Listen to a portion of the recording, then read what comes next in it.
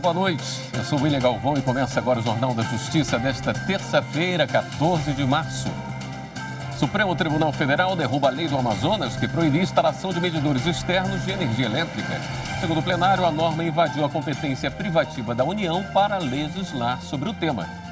Esse é um dos destaques de hoje e você também acompanha nesta edição.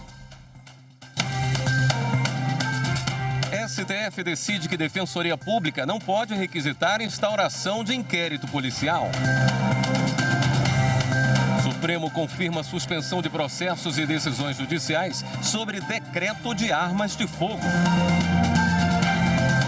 E ainda, Conselho Nacional de Justiça aprova a resolução para garantir a adoção de protocolo para julgamento de casos envolvendo questões de gênero.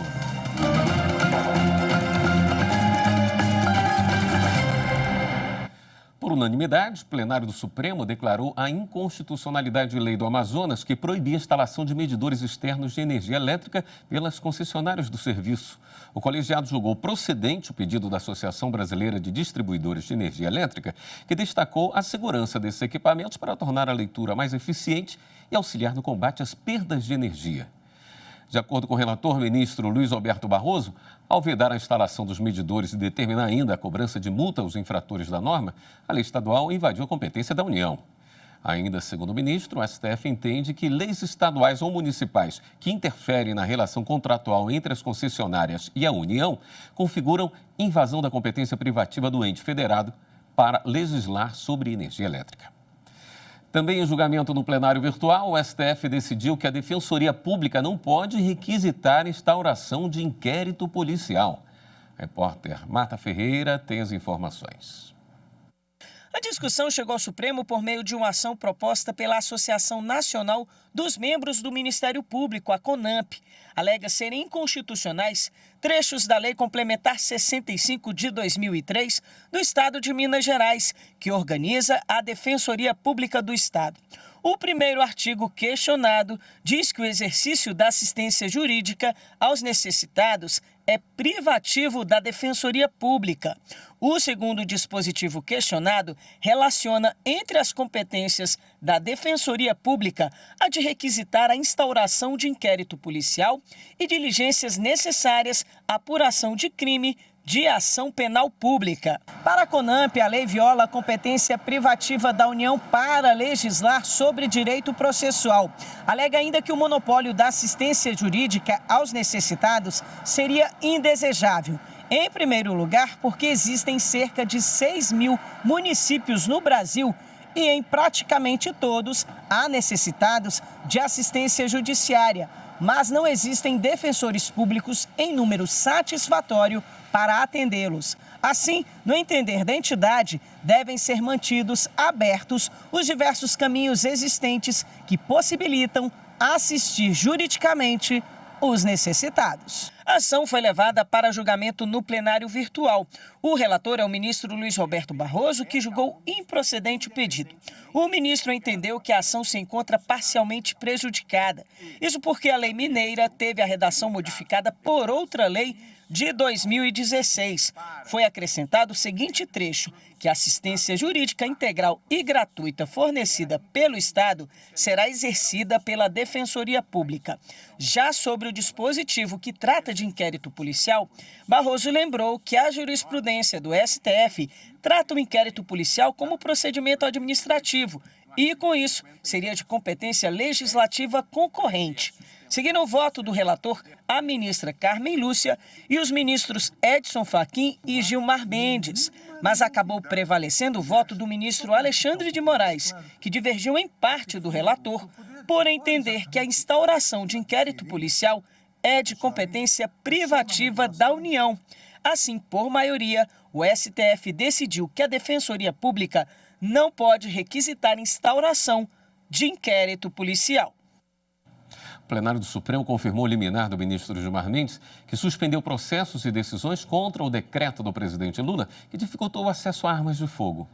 Acompanhe mais informações com Anderson Arcoverde. A decisão foi tomada em votação no plenário virtual. Os ministros analisaram a liminar concedida pelo ministro Gilmar Mendes na ação declaratória de constitucionalidade apresentada pela Advocacia Geral da União. Na ação, o governo pede que seja confirmada a eficácia do decreto assinado pelo presidente Lula no dia 1º de janeiro, que muda as normas para acesso a armas de fogo e munição. O decreto suspendeu novos registros para os chamados CACs, caçadores, atiradores e colecionadores, e para escolas e clubes de tiro. Ao conceder a liminar, o ministro afirmou que o presidente da República agiu dentro da competência ao regulamentar o Estatuto do Desarmamento. Gilmar Mendes afirmou ainda que o decreto vai ao encontro das últimas decisões do STF sobre o tema. O voto do ministro foi acompanhado pela maioria. O Conselho Nacional de Justiça aprovou uma resolução para garantir que magistrados adotem o protocolo para julgamento de casos com perspectiva de gênero. Antes era apenas uma recomendação, agora é norma. Confira na reportagem de Viviane Novaes. O Brasil tem um dos mais altos índices de violência contra a mulher no mundo. Segundo o último levantamento do Fórum Brasileiro de Segurança Pública, 35 mulheres são agredidas por minuto no país. O assassinato de Márcia Barbosa, de 20 anos, na Paraíba, teve repercussão mundial. O deputado Aércio Pereira só foi condenado 9 anos depois do crime, quando perdeu a imunidade parlamentar. Por causa disso, a Corte Interamericana de Direitos Humanos condenou o Estado brasileiro em 2021. O Conselho Nacional de Justiça considerou essa sentença para editar uma recomendação no mesmo ano. O Judiciário deveria adotar o protocolo para julgamento com perspectiva de gênero. É um guia para os magistrados julgarem casos sobre o assunto para eliminar o tratamento desigual ou discriminatório e melhorar a resposta da Justiça às agressões contra a mulher. Nesta terça-feira, o CNJ deu mais um passo para garantir que os tribunais brasileiros adotem o protocolo. O plenário aprovou uma resolução que estabelece, por exemplo, que os tribunais façam cursos de formação para magistrados sobre direitos humanos, gênero, raça e etnia. A recomendação também criou um comitê nacional e permanente para acompanhamento e capacitação sobre o julgamento com perspectiva de gênero no Poder Judiciário. Esse nosso protocolo, ele teve inspiração direta no protocolo para julgar com perspectiva de gênero, editado pelo governo mexicano, após ordem da Corte Interamericana de Direitos Humanos. Agora, com essa resolução maravilhosa que se propõe, né, a atingir, pela adoção do protocolo, a igualdade material entre homens e mulheres, em última análise, né, cumprir a Constituição Federal. E o CNJ também aprovou hoje 2 medidas voltadas a adolescentes. Uma delas busca criar oportunidades de trabalho para aqueles que estão em acolhimento. Evelyn Araújo. O Corregedor Nacional de Justiça, ministro Luiz Felipe Salomão, apresentou a ampliação do programa Novos Caminhos para o estado do Amazonas. O projeto foi criado pelo Tribunal de Justiça de Santa Catarina para incentivar a realização de cursos profissionalizantes por adolescentes que vivem em instituições de acolhimento. A ideia é que esses jovens tenham uma profissão quando completarem a maioridade e precisarem deixar os abrigos. Com orientação, eles vão sendo direcionados para os cursos respectivos, profissionalizantes, e depois já direcionados também para os empregos que daí decorrem. É tentar fazer com que eles encontrem um caminho bom, produtivo e que possam desenvolver as suas potencialidades, contribuindo para um mundo melhor. A previsão é que ainda este ano o programa Novos Caminhos também seja implementado na Bahia e no Rio Grande do Sul. Atualmente, mais de 11 mil adolescentes vivem em instituições de acolhimento no país, o que mostra a necessidade da implementação de políticas judiciárias sobre o tema. Trata-se de um número expressivo de jovens para quem, dada a situação de desamparo familiar, é fundamental que o Estado e a sociedade viabilizem de outras e de todas as formas possíveis a plenitude da garantia da sua dignidade. Na sessão, o CNJ anunciou 2023 como o ano da justiça restaurativa na educação. Com isso, o Poder Judiciário se compromete a levar ações com esse assunto para dentro das instituições de ensino. A ideia é que a iniciativa ajude a solucionar conflitos no ambiente escolar e combater a evasão. O ministro Vieira de Mello Filho está à frente da iniciativa. O que acontece no ambiente escolar tem consequências em todo o mundo que o orbita, inclusive no Poder Judiciário. Dessa forma, a proposta de transformação do paradigma da convivência trazida pela Justiça Restaurativa encontra perfeita sintonia com competências gerais trazidas pela Base Nacional Comum Curricular. A seguir, a Defensoria Pública da União quer que empresas exploradoras de trabalho escravo tenham bens confiscados. Voltamos em instantes.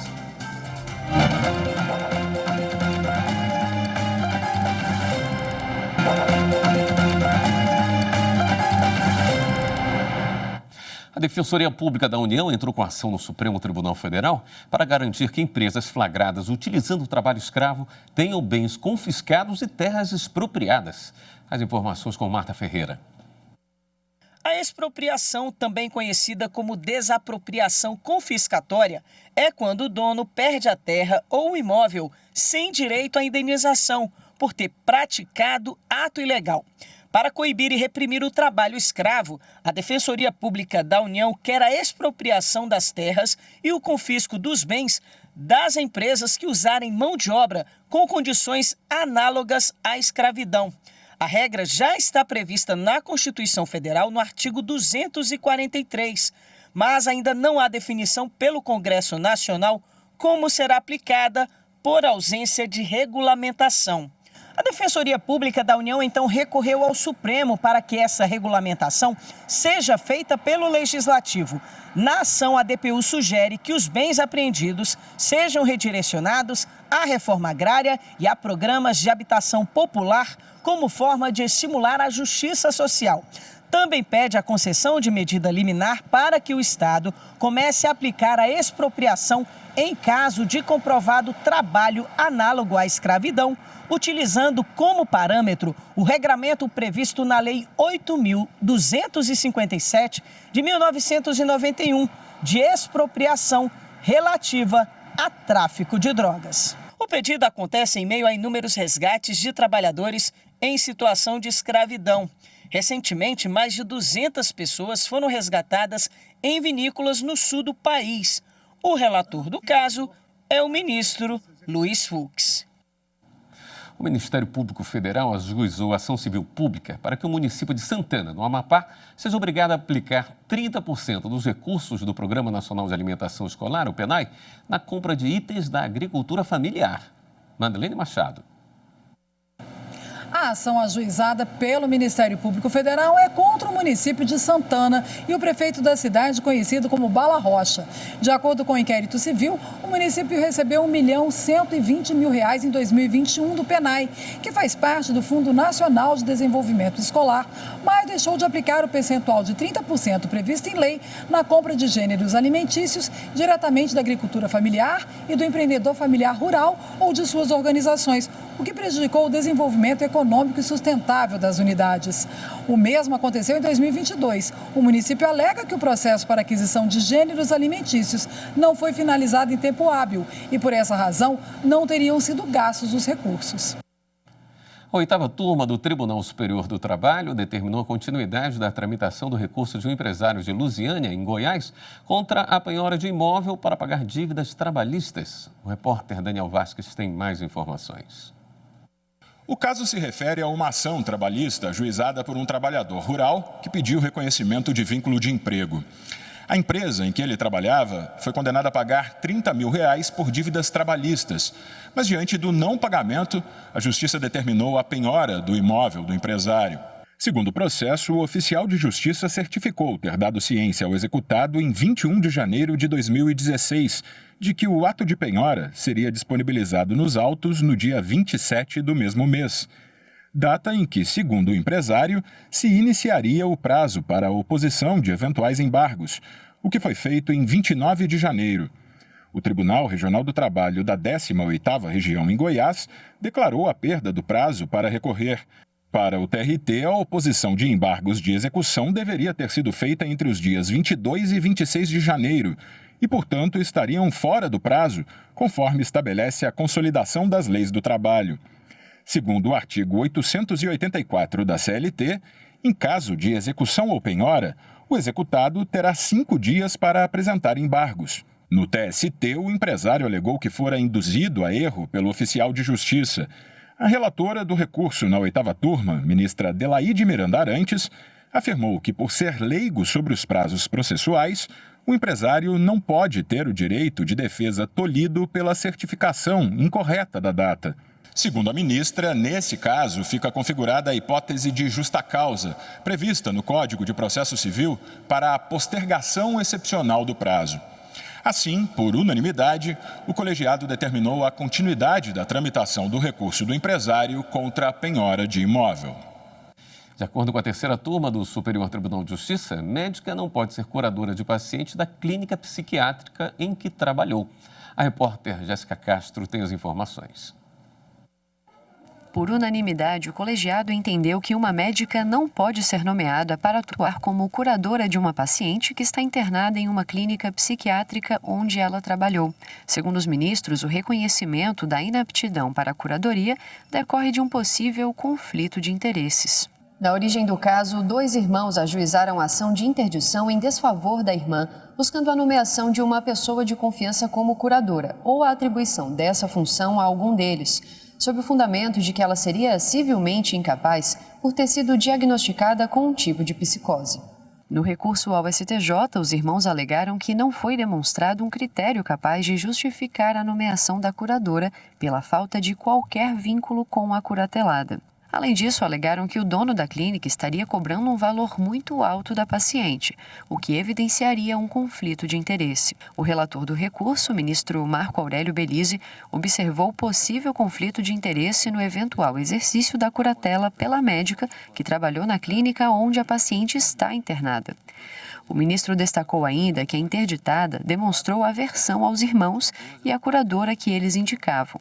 Por isso, o ministro considerou que a curadoria não poderia ser entregue a nenhuma dessas pessoas. Com isso, o colegiado da 3ª turma deu parcial provimento ao recurso especial e determinou o retorno do processo ao juízo de origem para que se proceda à nomeação de novo curador. E no próximo bloco, em seminário sobre liberdade de expressão, o presidente do TSE fala sobre o combate às notícias falsas. Voltamos já.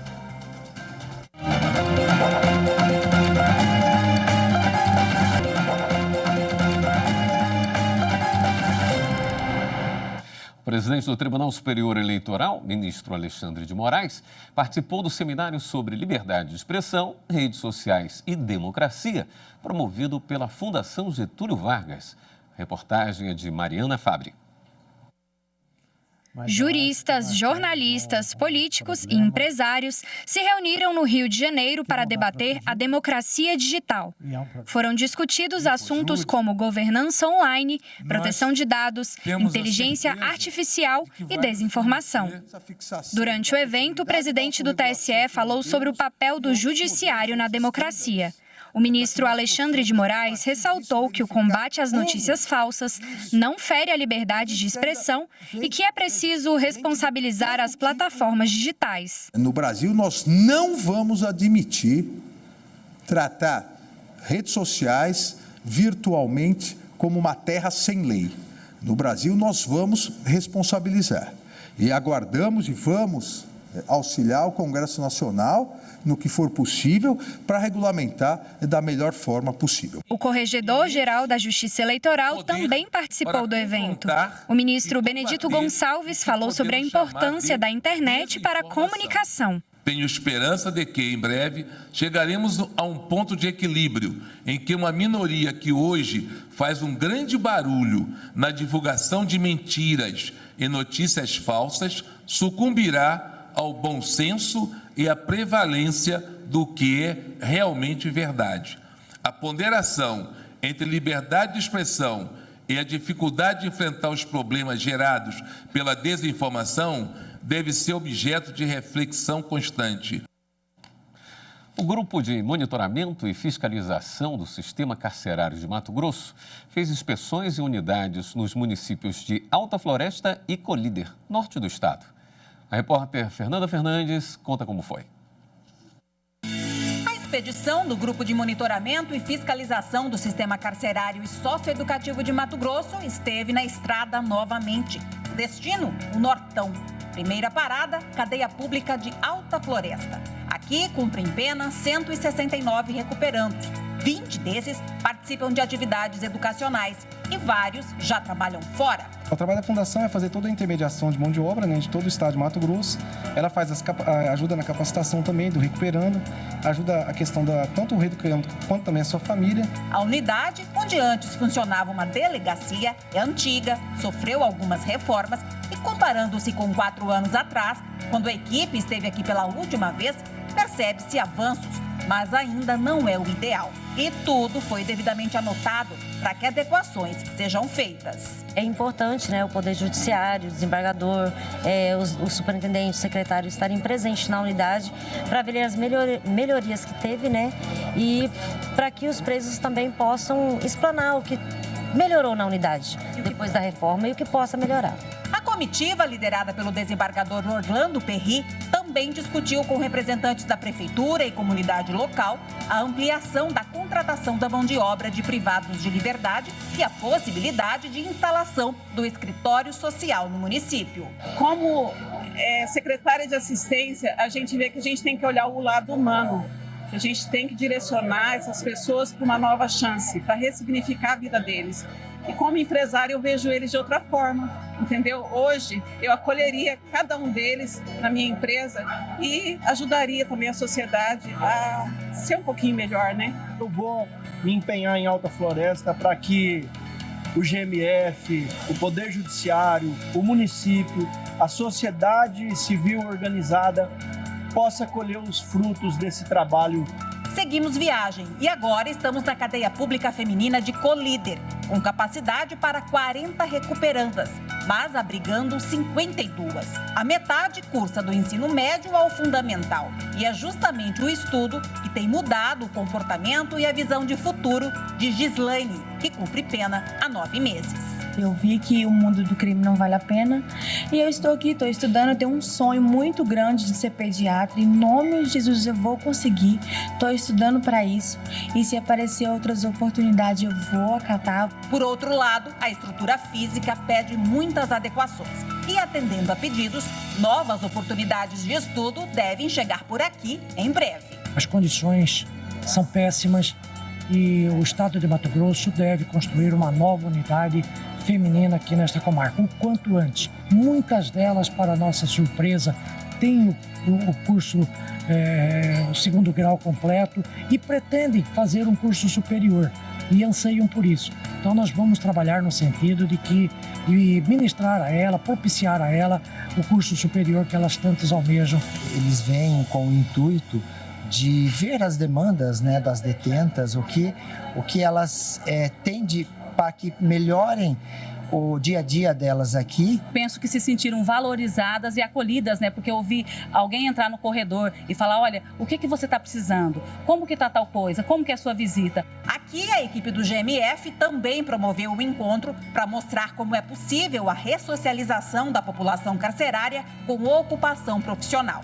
Mão de obra que é barata, eficiente, segura e que pode transformar vidas. E frutos já estão sendo gerados. Essas 4 mulheres receberam uniformes novos para começarem a trabalhar em obras da prefeitura. Trabalhar para que o poder público possa também ajudar com ferramentas, políticas públicas para voltar para a sociedade pessoas transformadas, pessoas melhores e boas. Eu vejo isso muito positivo. Nós vamos ter uma sociedade mais pacífica. Ganha também o empresário, ganha o município que contrata mão de obra, porque terão servidores dedicados, os melhores que eles podem ter nas suas empresas, na administração pública. Esta edição do Jornal da Justiça fica por aqui. Uma boa noite para você. Até amanhã.